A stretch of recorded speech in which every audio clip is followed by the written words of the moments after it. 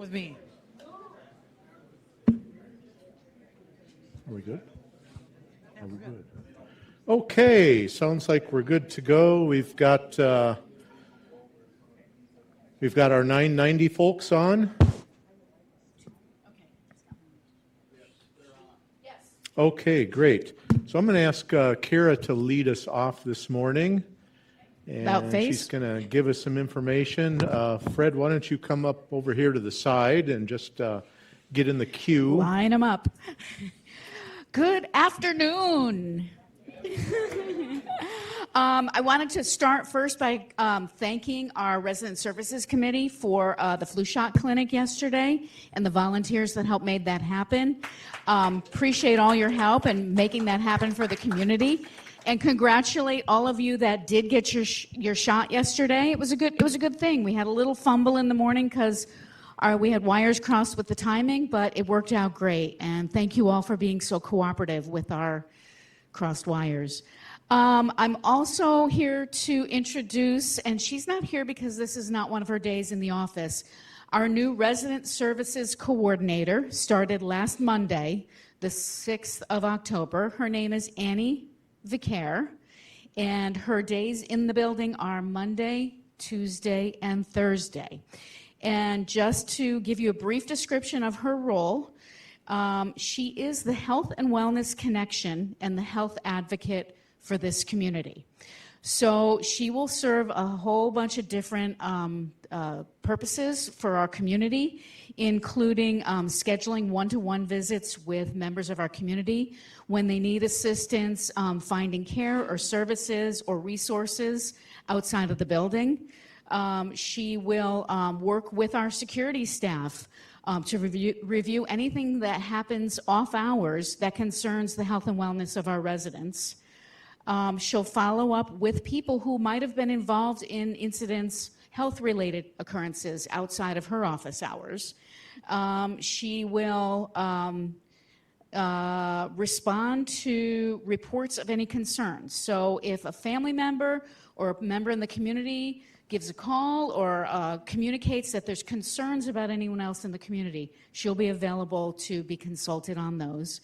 And she'll connect with people in the community after they return home from a hospital or a rehabilitation stay. She's going to be there to make sure that you have what you need, that you have the support that you need and the services that you need, and as an advocate for you. So those are her primary roles. She is also the staff person that is assigned to the Resident Services Health and Wellness Committee. So in that role, she will be supporting the activities of that committee. And again, that's the committee that brought you the flu shot clinic. So that's all I have. Am I passing this on to LaDamian? You're passing it on to me. Passing it on to Mitch. Here we go. All right. I see Jean there in the back, so I'm going to ask Jean to come up to the front here. I thought she was in a meeting, so I'm going to say a little bit about Jean, and then I'm going to let Jean introduce Fred. But starting about a month or so ago, Jean took on a new role that is almost exactly the same as her prior role, except that she has some additional administrative responsibilities. So Jean's title before was refurbishing coordinator. Now she is refurbishing supervisor. And thank you. When I started here almost a few years ago, the two maintenance personnel that we had that worked under Jean's direction were actually Michael Ordorf's direct reports. They were officially a part of his team, but they were doing maintenance turnover work. And it took a couple of years, 2.5 years, to turn the ship on that administrative juggernaut and actually create a new position that Jean has filled now as refurbishing supervisor. And Fred, who she's going to introduce, is one of those maintenance turnover techs. So I'm going to go ahead and let Jean come up here and introduce Fred. Okay. Well, we are really happy to have Fred Booker here. So Fred Booker. And we are super happy to have him here. This is the beginning of his third week here. So he's still getting to know things, and so I came down with him to just remind him where the CAC is. So anyway, but he's doing a great job, and under direction of Frank, he's kind of learning all the differences between where he came from, which was also an Ebenezer property. So, but he was doing kind of different things. He wasn't doing the remodeling portion of the maintenance work. So he's got a few new things he's learning. Anyway, so that's Fred. All right, thanks. Just wanted everybody to be able to put a face to a name. So this is Fred Booker, and he works under Jean and alongside Frank in doing refurbishing. So with that, I'm going to turn it over to Jake. Thank you, Mitch. Come on up here, UDO. So I think everybody saw that watches 990 occasionally, saw Udia be introduced. Very excited to have her here. She is our administrative assistant helping us get tasks done in the office. So she is our, You can go ahead. for people who knew Megan, she's doing Megan's position. She's been a welcome addition to the team, trying to get her feet under her, learn all about this very busy place and all the busy things we keep ourselves doing. So, do you have anything you'd like to say? Hi, everybody. We won't put her too much on the spot. So welcome, Udia. Thank you for being here. We're excited to have you here. And she's doing a great job and looking forward to having her around. She's learning the billing system, the property management system with me. So I'm looking forward to teaching her how all that works and have somebody else here who's a master at it. So looking forward to having her here. So thank you. I'll let you escape now. Thank you, Udia. Okay, and I am going to go over a couple of administrative announcements. I think most everybody here, except for one person that I've been made aware, received the administrative newsletter. I want to thank Kara and Hannah for helping me make that. I thought that was really helpful, that everybody find that helpful to kind of see all the different things that we talked about the last managers meeting. So maybe we'll do that once a year so we can keep things up to date. But I'm just going to remind you of a few things. So reminder, Halloween, we're going to do the registration table. If your phone number's changed, your email's changed. I know a lot of people have been moving out from Xfinity email, and they have new emails. So just stop by, grab a piece of candy, and tell us if any of your information has changed. That would be great. We're also going to be doing the directory update for 2026. So really important to make sure that your most up-to-date information is given to us so we can make sure when we print the directory, it is as meaningful as possible. So those are things just to remind you about that you've already heard about a couple times now. Next big thing that's new today is we're going to talk about File of Life. So, File of Life are forms that will be used for members going forward, rather than previous emergency forms that we had. We're going to have these little magnetic holders with a piece of paper where you can put your medical diagnoses, your emergency contacts, hospital preference, all your medication lists, and you can keep that up to date. And it goes right on your fridge in your unit. Last two properties I worked at had it there as well as something members could take and keep with them in their unit. And EMS people are used to knowing that those things are in people's places so they can grab them. Let's see. And then Annie is going to be helping people that need assistance in filling those out. We're going to start people filling those out or just grabbing them to fill them out themselves October 20th in the office in the West Wing. So on the 20th, you can go down and get your File of Life and the form that goes into it. Or if you need help filling it out, you can make an appointment with Annie to try to get it filled out so we can have that in your unit. And we're going to do a little contest. The floor with the highest participation, meaning getting this completed, will get a reward. So December 1st is your deadline, so we'll see which floor has the highest percentage in getting this completed. So what it is, goes right on your fridge. It has a 7500 York logo on it. And then you go ahead and you put all of the different things that you want communicated to the emergency personnel that comes to assist you with your emergency. So you put all of your contact information, your medical data, your medications, any specific diagnoses that you've had, your surgical history, allergies that you should be aware of. You can even put your medical insurance information on here. So everybody can go and get this starting October 20th, and then whichever floor has the highest participation will get a reward.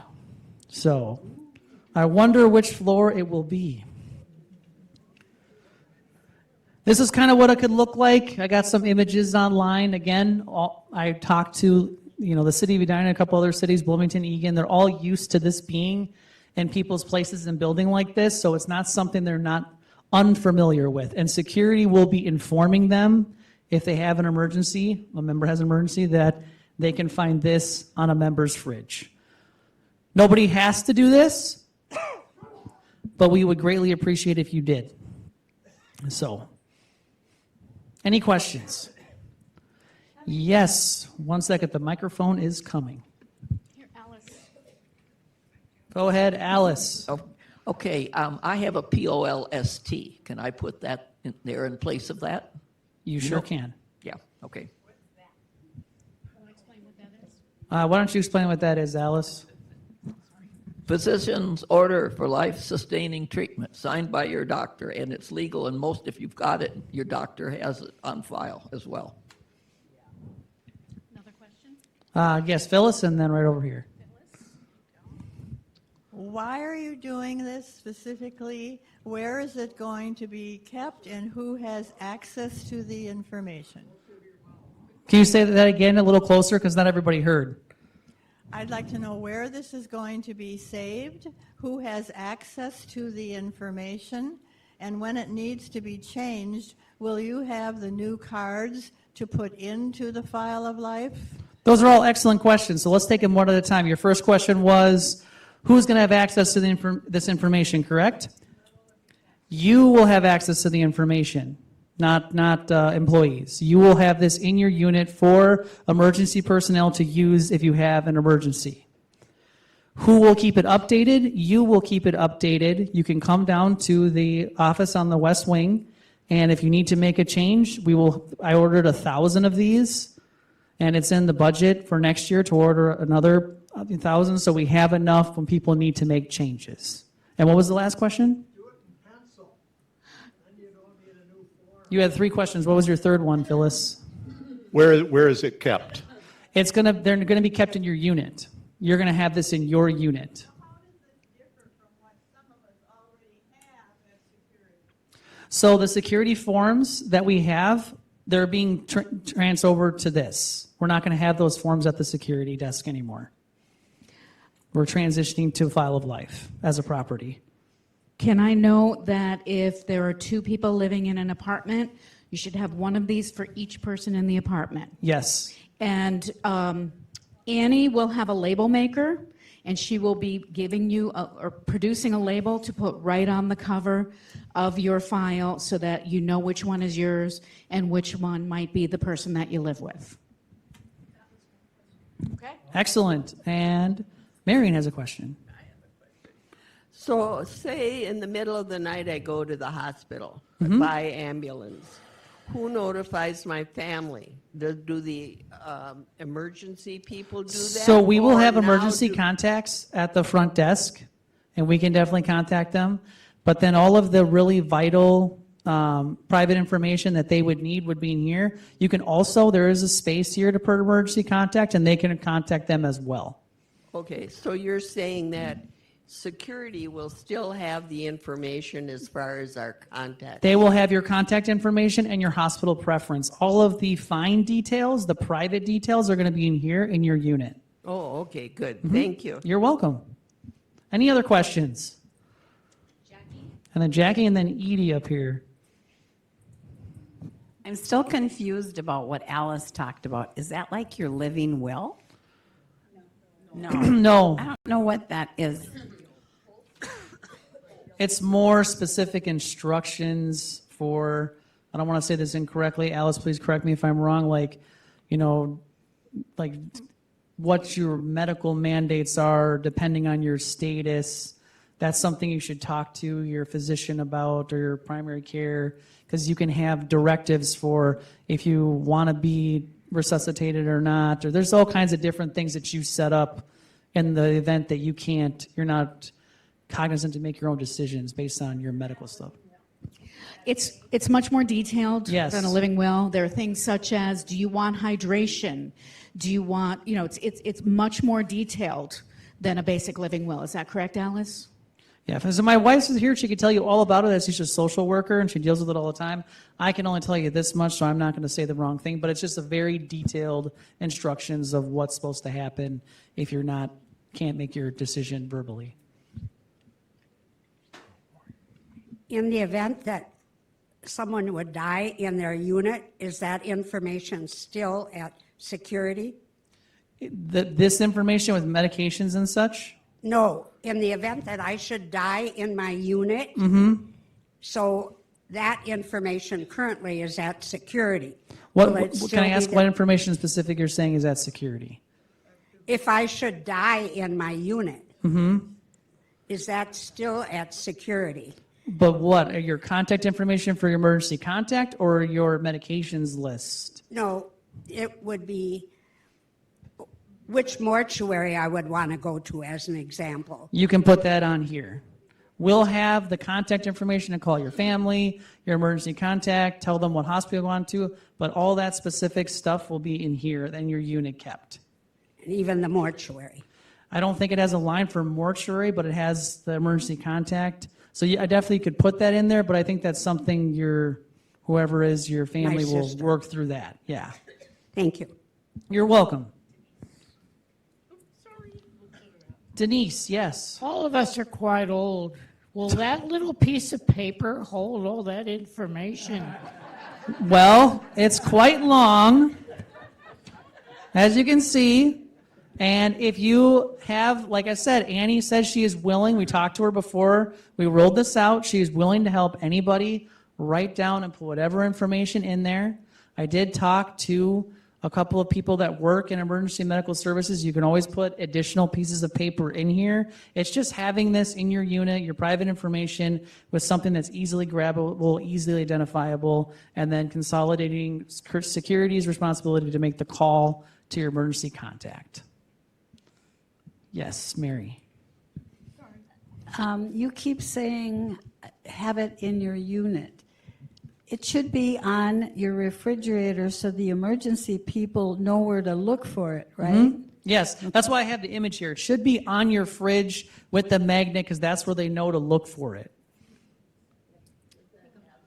It sure does. This black part right up here on the top, that's the magnet that goes right on the fridge. Let's just take one more question on this topic.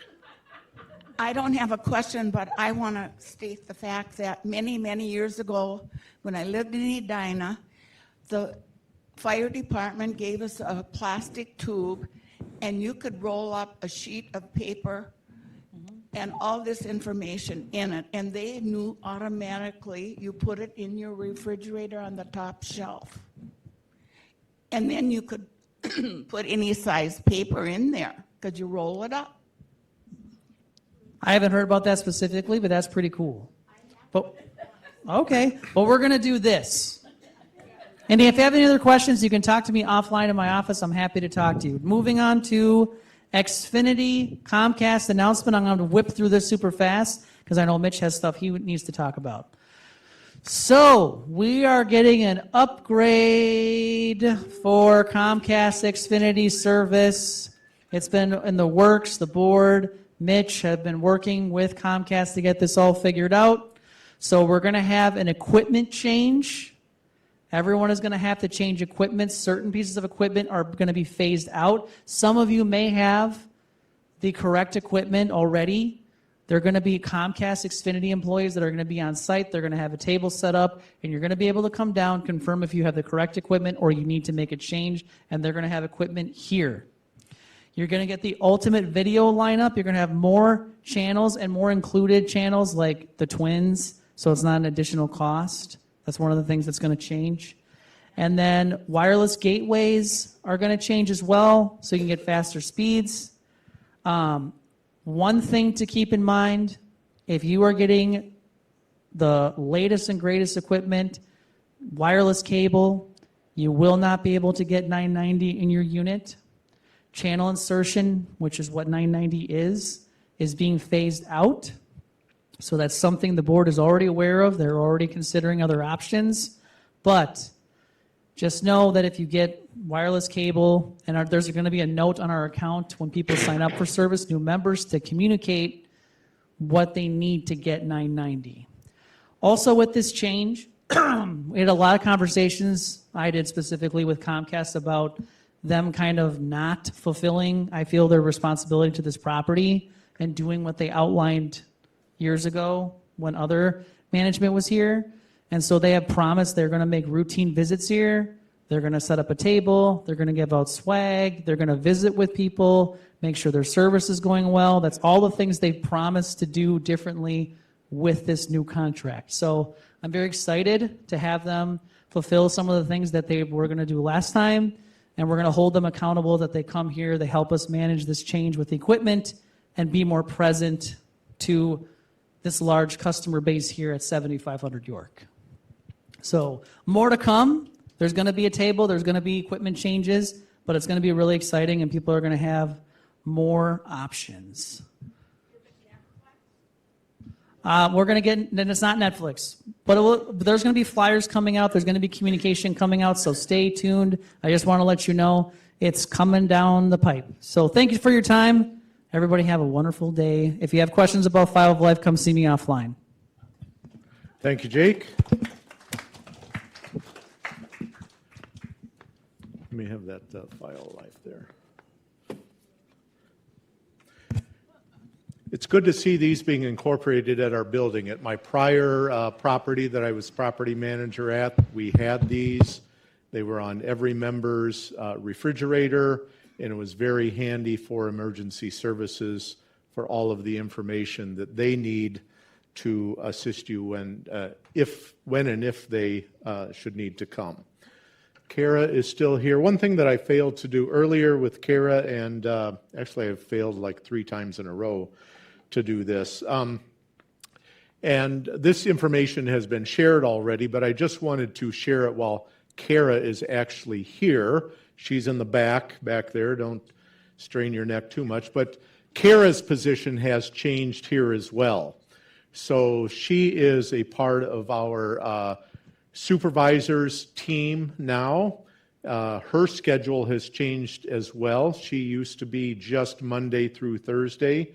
She is now here Monday through Friday. And she is the supervisor for the Resident Services Coordinator, Annie.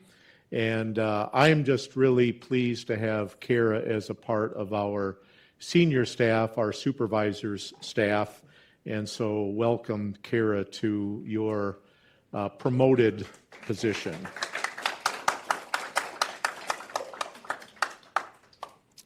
Okay, there's been a lot of information shared, and I just want to share something quickly that is coming soon. LaDamian is over here on the side. I'm going to ask him to come up here to the front.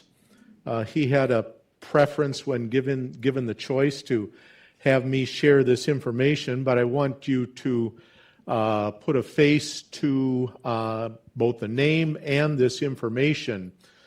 LaDamian is our security supervisor, and he heads that whole department of our 24/7,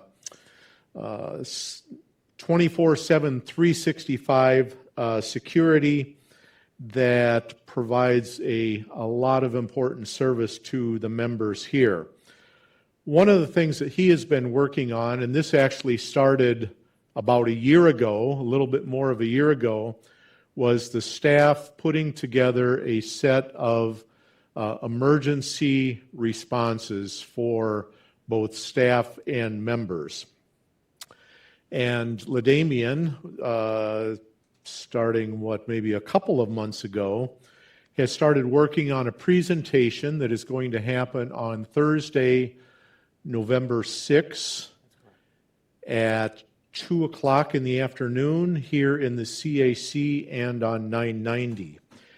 And it's going to be a security emergency response presentation. LaDamian will be doing that. LaDamian is an extremely talented person. He has an eye for detail and really great talent in putting together fantastic PowerPoint presentations.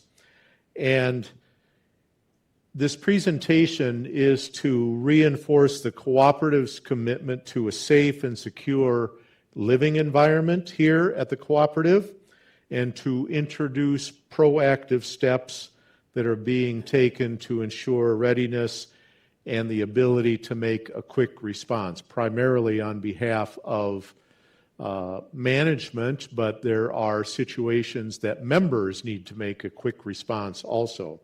So he's going to be talking about an overview, or giving an overview of our security camera system. As you recall, we replaced that not only with the 9 existing camera locations, but with 7 new cameras in other locations.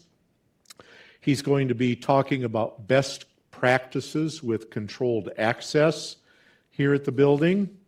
He is going to be talking about the utilization of our One Call Now communication system. I think almost all of you are familiar with that. If you have gotten a call or a text about a water shutdown or some such thing, how many haven't received that type of one call about a water shutdown or any kind of message to your phone? Very good.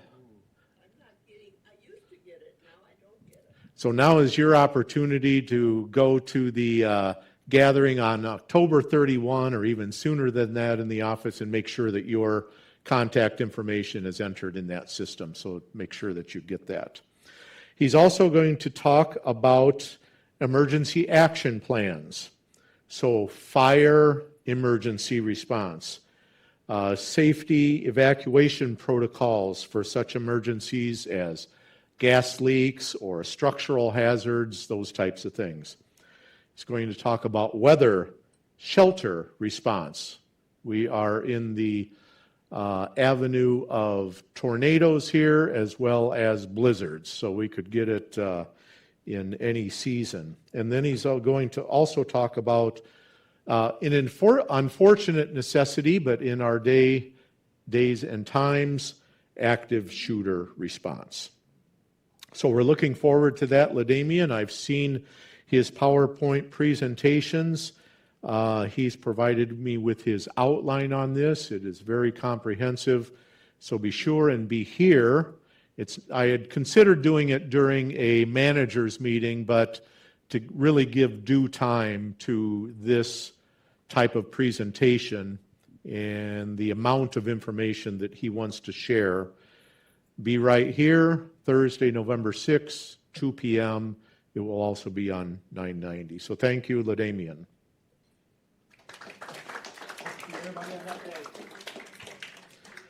All right, I'm going to run through a lot of the updates, information for things that are going on around the building. All of you know, since it's been going on for about 5, 6, 7 years, the waterproofing project at the North Plaza. And I am confident that we are coming to a close on that. The waterproofing of the plaza deck itself has been completed. The only thing that is left to do on the plaza itself is to put the metal flashing that goes on at the base of the perimeter wall all the way around the plaza. So if you look out there and there's an area at the bottom of the wall that looks unfinished, it looks that way because it is unfinished. There will be a metal piece that's being fabricated that goes all the way around that. But other than that, there is work to tie up on the stairs being fabricated going up to the York Gardens patio. There is pouring of concrete patio outside Unit 140. Also concrete pouring of a sidewalk, reconstruction of the portion of the asphalt path that was taken out, reinstallation of the light poles, privacy fences around that Unit 140 patio, and around the transformer between the apple trees and around the generator set that is now outside rather than inside, and then the landscaping so that everything starts to look nice and beautiful again. So we are finally coming to a close. I was joking about the 5, 6, or 7 years. It only seems that long. It's been going on since June of last year. I'm happy to see that members have been able to get back out to the plaza, at least when it was a little bit warmer. I think some of you should be a little bit more daring and get out there on a day like today, since it's been opened back up. Any questions about the North Plaza and the waterproofing project? Very good. I have gone downstairs during the times that it has rained, hoping to see nothing. And that is what I have seen downstairs along all of the areas where there used to be water intrusion. It has been bone dry. The lobby and balcony project is going on. The Lab 23 committee is still engaging with Mohegan Hansen, trying to wrap up the final agreement on what the design for the lobby and balcony is. Boiler replacement, a request for proposal has been sent out to contractors for the purchase and installation of 2 new boilers. I was hoping to be able to enter this heating season with 2 new boilers already. That just wasn't possible to do it that quickly and to do it in a responsible manner. So we're going through this process with a request for a proposal, with multiple proposals coming in. I think there were 5, Michael, is that correct? Those 5 contractors were here yesterday for a walkthrough to get any more information or the opportunity to ask questions, to get more information about this project. They were able to go down to the boiler room and see the actual setup down there. And I believe the proposals are due by the end of this month.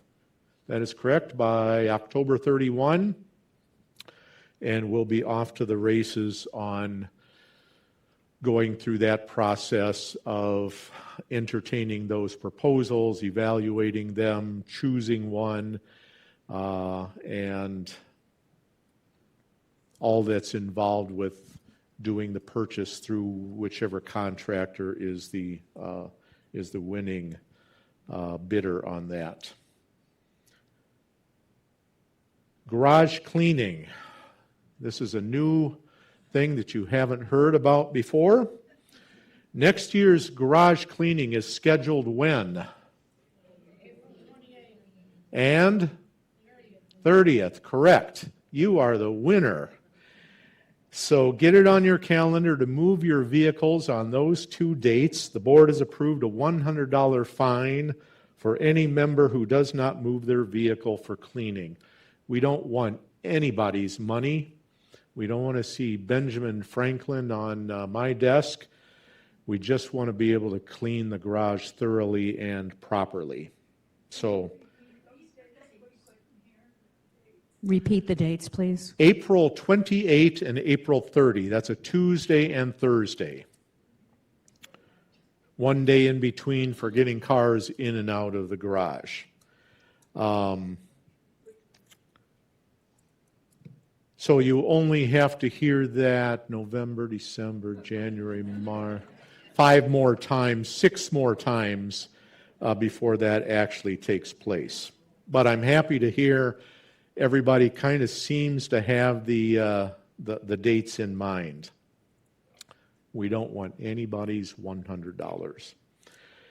Exterior facade repairs. You've heard about this for the past couple of months at least, maybe 3 months, about the repairs that were necessary to the north facade over there. So that is at the very north end of the east wing of the property. That was a $73,000 contract for a masonry company to go in at every floor on that facade, remove bricks, bolt in metal supports to make sure that the brick facade at that part of the building is stable enough for the next couple of years, while the property committee, finance committee, and board is making decisions about possible repairs or possible recladding of the building all the way around the building. And I am not saying that the entire building needs to be repaired, and I'm not saying that the entire building needs to be reclad or have a new type of covering on it. Right now we have in process, it is an $11,000 plus contract with an engineering company, Encompass Engineering. I think most of you probably heard of Encompass because they were the engineering company as well as the owner's rep for the window replacement project that we had here at the cooperative back in 2021, 2022, and going into 2023 a little bit. They are doing a rough order of magnitude project for us where they are determining what repairs may be necessary around the entire perimeter of the building and giving an estimate of what it may cost to either do repairs or to reclad the building in brick or to reclad the building with a different type of siding. There are at least 4 different types of avenues that the board, that the property committee wants to learn more about and what the associated costs are. No decisions have been made on anything, so this rough order of magnitude contract with the engineering company is to give us ideas of what needs to be done and what the associated costs are for that, so that the cooperative can plan through its budgeting and through its reserves to be able to do what is necessary to keep the exterior of the building in good condition. I want to be very clear that even though there may be concerns with the exterior facade of the building, we are not talking about the structure of the building itself. We're not talking about the concrete structure of walls and of the floors and any of that. That is sound. We're talking about the brick that is on the outside of all of that structure. Because there is a system behind the brick facade, because brick and its mortar are porous, it's expected that water and moisture will get behind the brick, and there is a system behind the brick that's intended to bring that water and moisture back out of the brick so that there's not a degradation of the steel that holds up the brick, so that there is not intrusion of water into anybody's unit, which has happened in the past on the 2 stack, on the 29 stack, and we know also on the 49 stack. So it can go either ways. It can result water intrusion that doesn't get out, come back out because the system is not working properly, can cause a degradation of that steel structure, or water can actually seep into units. We don't want either of those happening. Any questions on that? It's quite a involved, quite an involved situation, or quite an involved process, I guess is a better way to put it, to determine if there is an issue and what the cures of that and what the costs associated with those cures are. Any questions? There's one over here. Please wait for the microphone.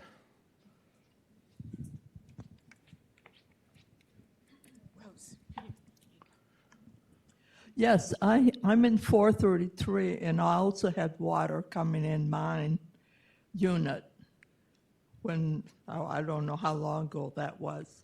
But my carpet the padding's been cut out, and all that needs to be taken. What's your unit number? 433. 433.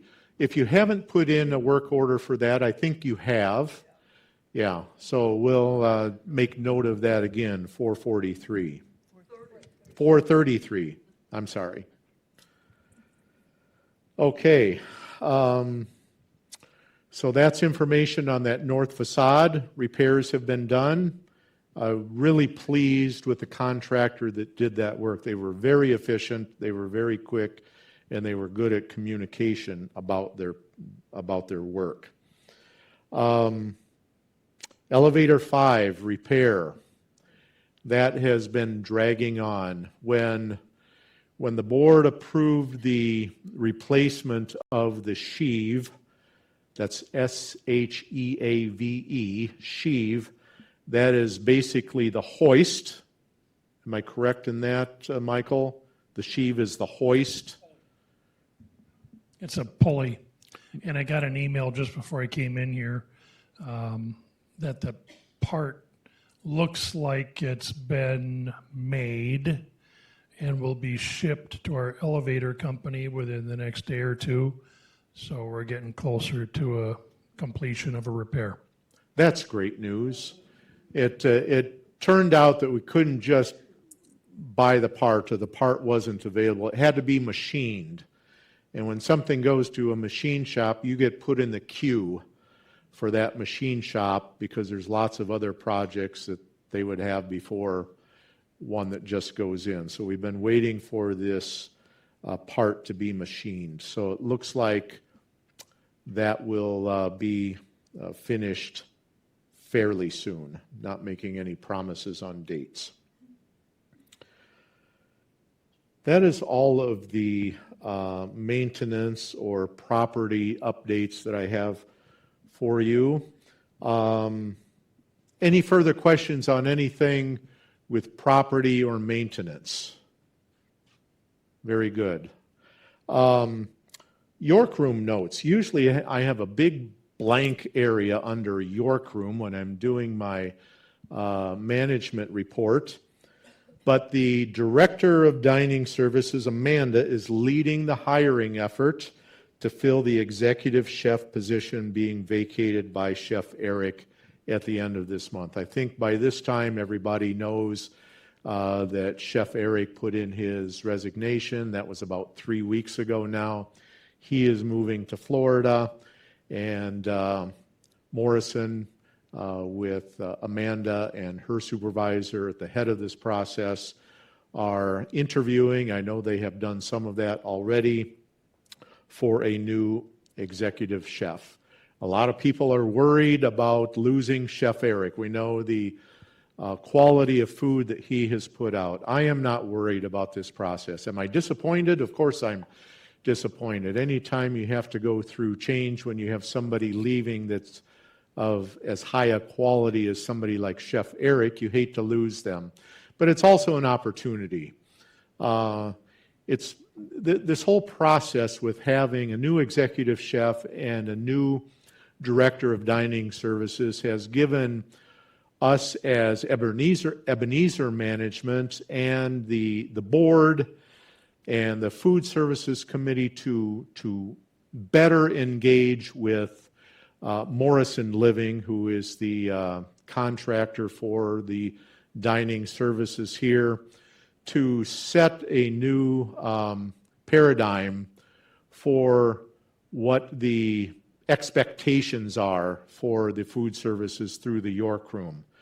Better service, better preparation of food, so on and so forth. So Morrison, I mean, the paradigm has been changed, and Morrison knows the higher expectations that the cooperative has when it comes time to make a change. They know that we want somebody just as good or better than Chef Eric. And that is what our expectation is. And Morrison Living is aware of that. So we'll wait for that process to play out. I am not a part of that process. I do know, and I've been asked, what role do we want to play? They need to do their hiring. I've only asked that they bring a new hire to the Food Services Committee and the board for a courtesy meeting, not a decision that we help them make. Okay, something else that I want to address. It's a little bit difficult subject to bring up, but there are occasions when management staff are poorly treated by members or members' families. There have been a few instances of that have happened recently, where members have berated management staff, have cursed at them, sworn at them. It's not acceptable behavior. I'm certainly not going to mention any names. I don't see any familiar faces out there that have done that. We try to be respectful to members and members' families and everybody that we come into contact here, and we definitely try not to ever fall short of that, and we would ask the same of members as you engage with our management team. We have an extraordinary number of work orders in our system. I hate to ask this question, but I'm going to ask this question anyway. Michael's not here anymore. How many of you are waiting on work orders, that you've been waiting on work orders for a long time, or you just wish it would go faster? I see a few hands here they just keep creeping up slowly here. 8 or 10 hands have gone up around here. I'm not actively engaged with the work orders or the preventative maintenance list that we have.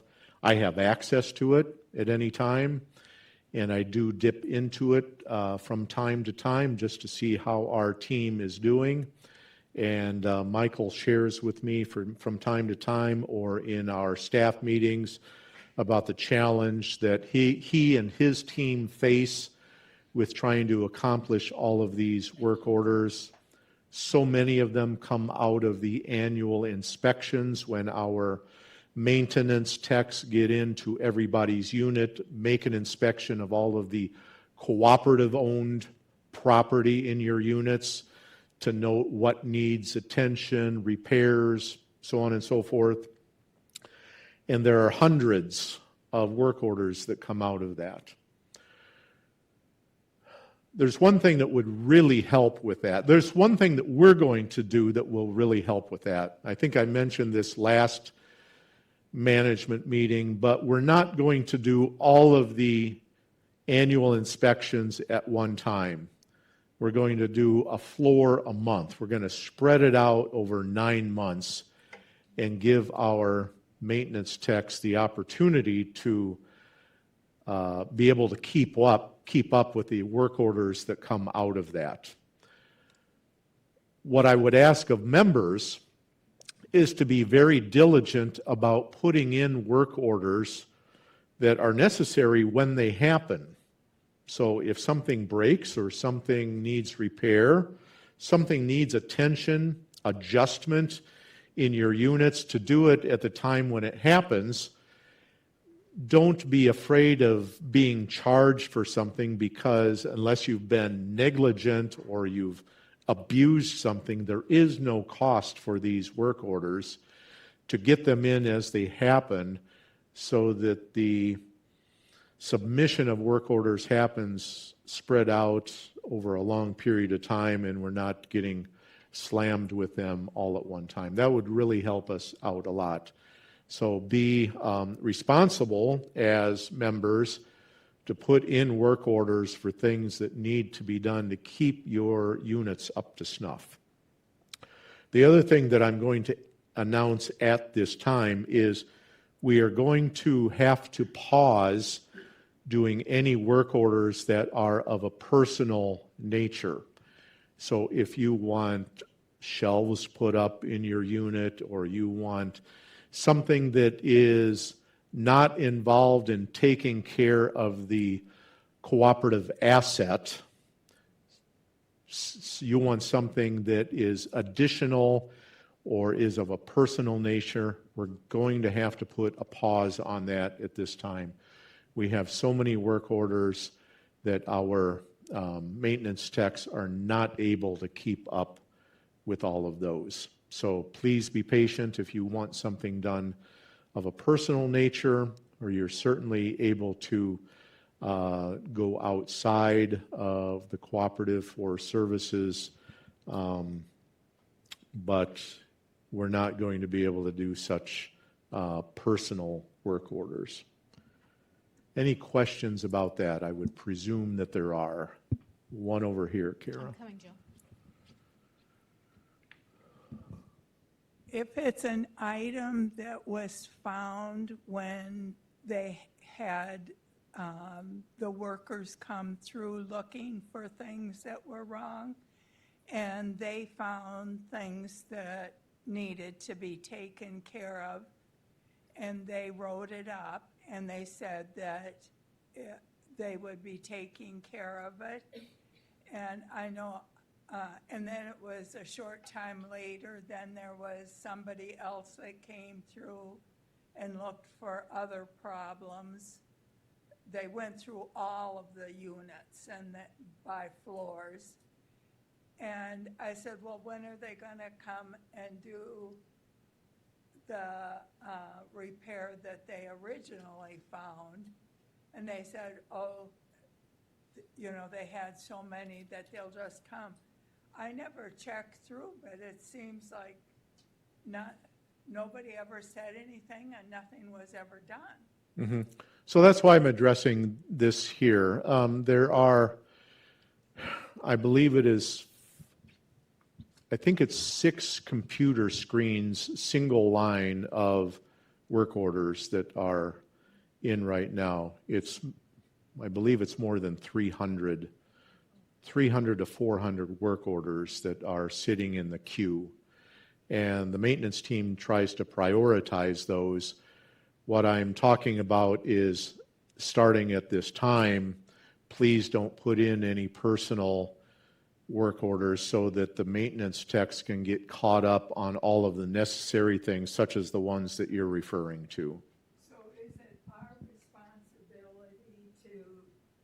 Is it our responsibility to notify them again, or do we just don't say anything? It's very okay to follow up. And when do you follow up? You can send an email. The best way to do it is send an email to Michael or Brent. Both of them have email addresses that are published in the member directory. And when do you do that? We know that you're going to start, but you said they're going to go floor by floor. Should we wait until you tell us that, okay, this floor is going to be? No, what I was referring to floor by floor is the next time that unit inspections are done, the annual unit inspections. They're going to go one floor each month. They're not going to do them all at the same time. So right now, from the past annual inspection that was done back June, July or so, all of those work orders are in the system. They're just trying to get them all accomplished.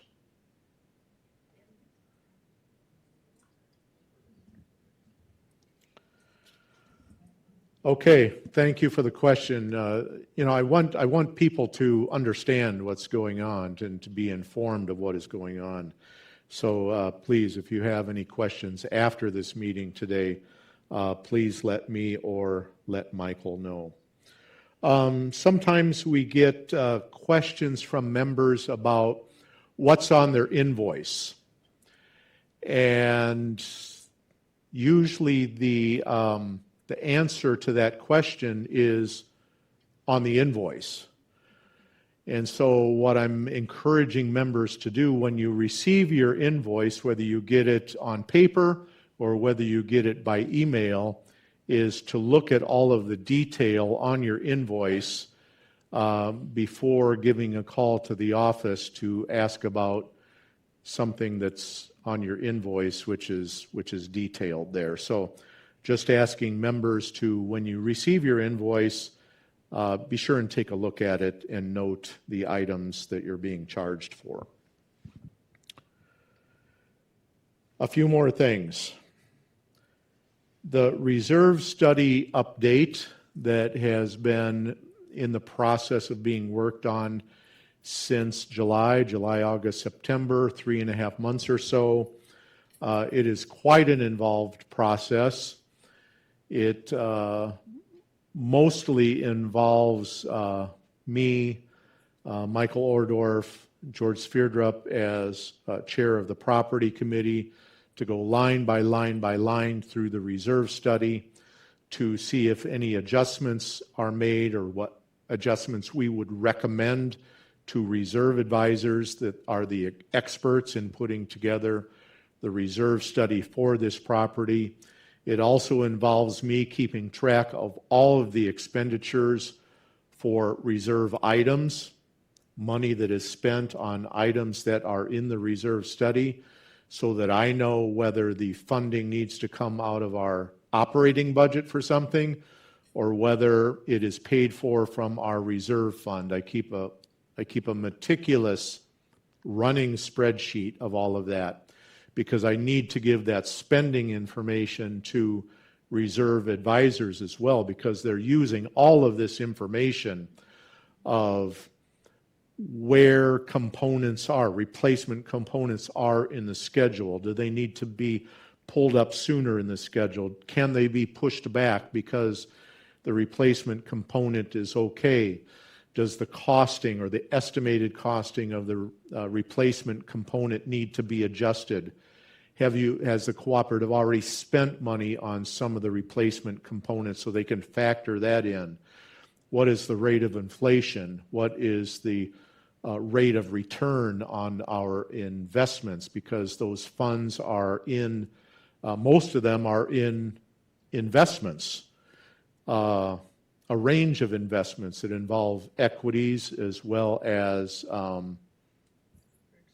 fixed assets. And some is in cash as well. And so we need to know how to manage that. But anyway, there's a computer program that figures all of this out, and the bottom number is what deposits does the cooperative need to be making on an annual basis to have enough money in our reserves to pay for all of the replacements 5, 10, 20, and 30 years out. It's very simple in one respect, but it's very complicated in another respect. And so we have been working on that. I am still working with revisors on that. We got back the initial reserve study. I went through it line by line again, making sure that all of the adjustments that we had recommended to them had been made properly. There were some mistakes. I went back to them for corrections and further adjustments, and I have received back their update of it.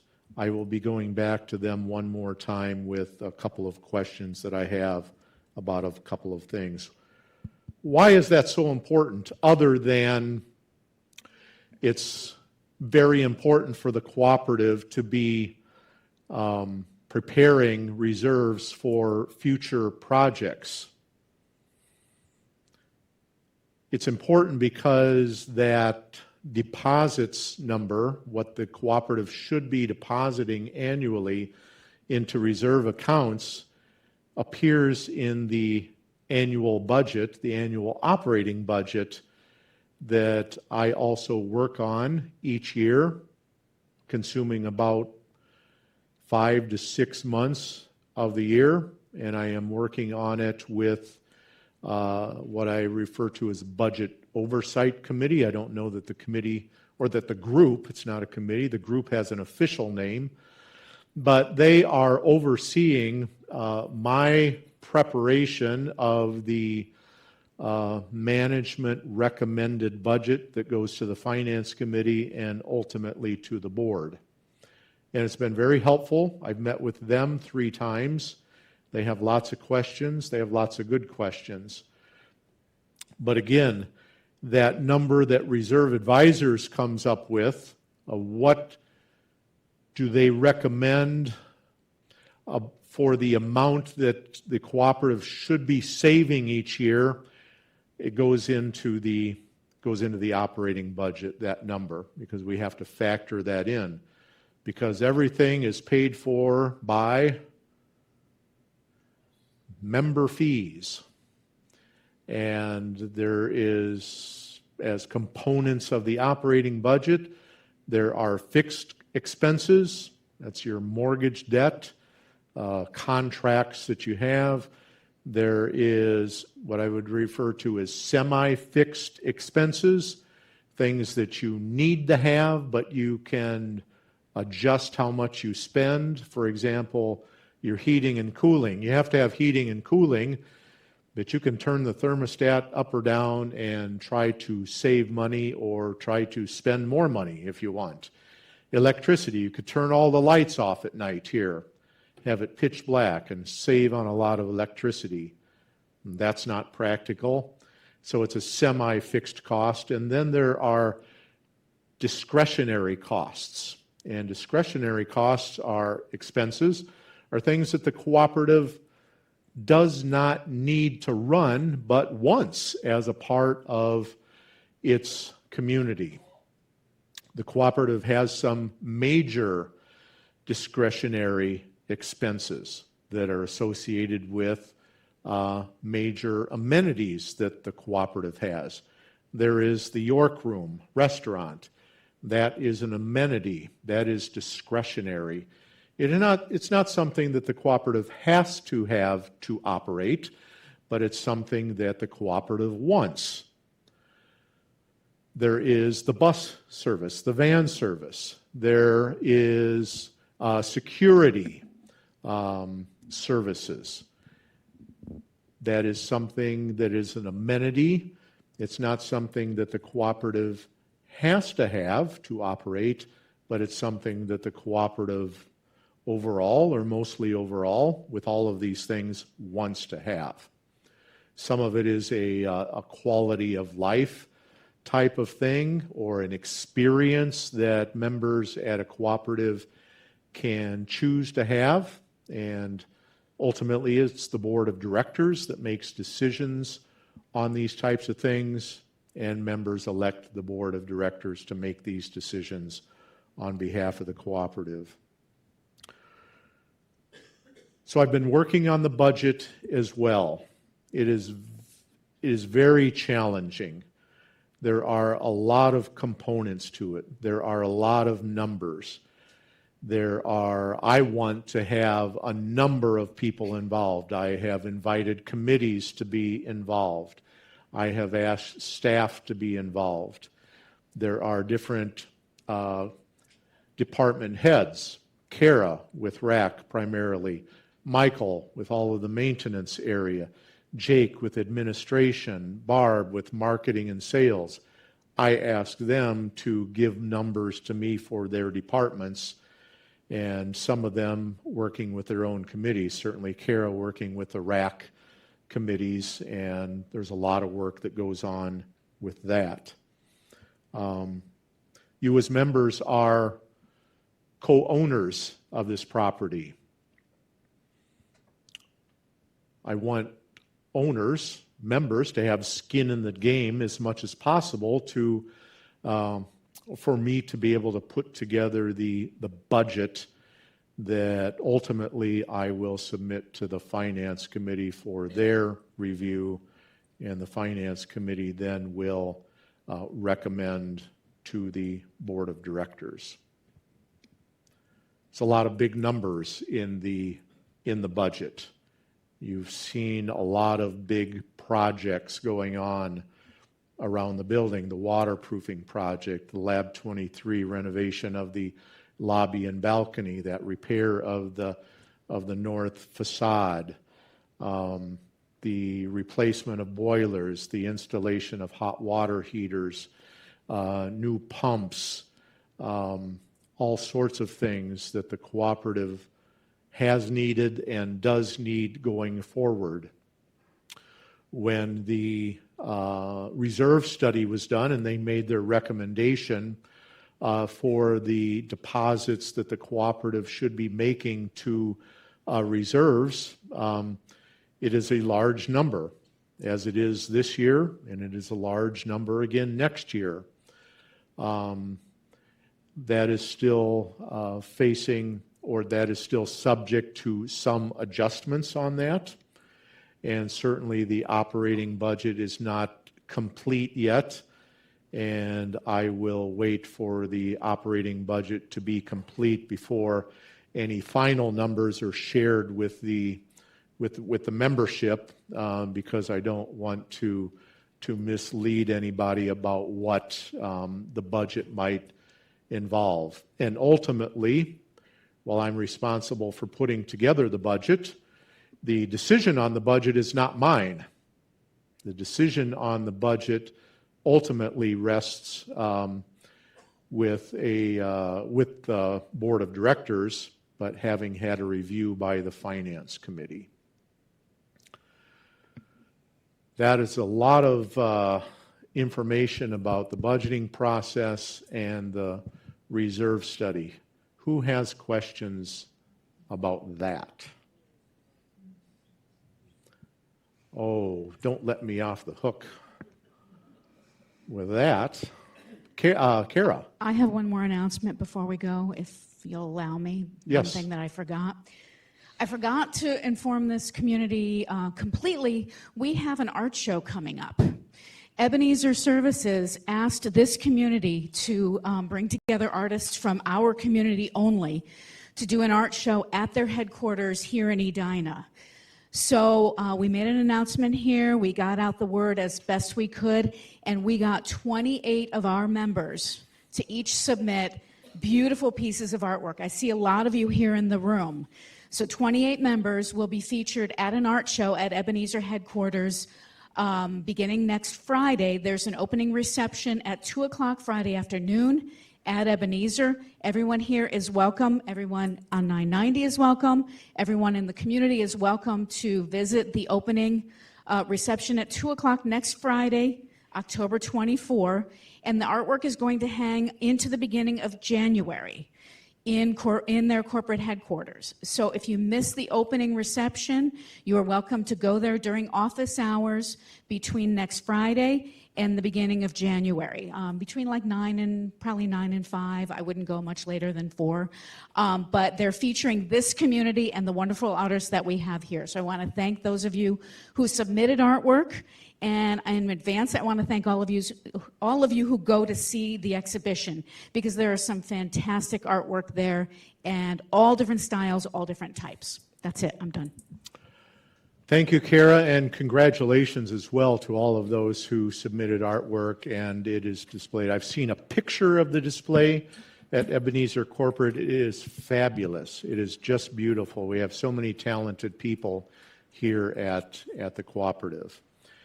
Now, we had that wonderful announcement there. Maybe people have had a little bit more of a chance to think about a question you'd like to ask about the budget or about the reserve study. Before we wrap things up here, who would like to ask a question? Everybody's got to be antsy to get out of here because I can't imagine not having a question about the budget. But I'll take it as it comes. Have a good afternoon, everybody, and we'll see you next month here. And we will see you on Thursday, November 6th, 2 p.m. for the, what is it titled? It is the emergency response presentation by LaDamian. Thank you.